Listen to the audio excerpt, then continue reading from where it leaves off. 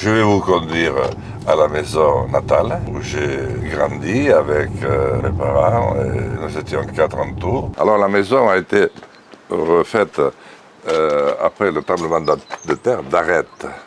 Arête est juste derrière, il y avait un tremblement et ici ça a été touché. C'était magnitude 7 et mon frère a construit en face. Ok. Voilà. On travaillait là, au-dessus, nettoyait tout ça. Et puis on faisait les foins qu'on portait sur le dos. Là, sur la colline? Ah, c'est pas la colline, c'est vraiment une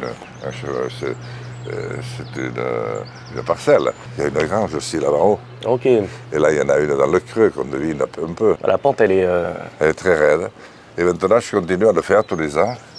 Et j'entretiens aussi une propriété de mon fils, mais maintenant, qui joue au rugby, qui était professionnel de rugby, mais maintenant il le fait lui-même. C'est magnifique, c'est super bien entretenu. Hein. C'est très vert. Mais si vous n'entretenez pas, regardez ce que ça devient. Voilà la machine avec laquelle je fauche. Vous voyez, elle avance toute seule. Et puis la barre de coupe devant.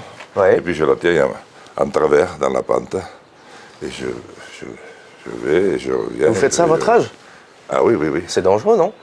Bah, je ne l'ai jamais été, sauf qu'il y a 2 ans où je me suis cassé 5 vertèbres. Alors ça m'a fait mal. Est-ce que la jeunesse aujourd'hui continue à travailler comme vous? Il y a peu de gens qui ont repris. Hein. Je vois par exemple ma nièce, Ouais. une des filles de mon frère. Elle s'est installée, elle est restée 2 ans et elle n'a pas pu tenir parce que les conditions sont effroyables. Et puis surtout la bureaucratie qui l'a empêché, elle voulait faire une bergerie, aménager ça, faire une bergerie moderne, un peu comme aujourd'hui, avec salle de traite pour être aux normes. Eh bien, elle n'a eu que des bâtons dans les roues pendant des années.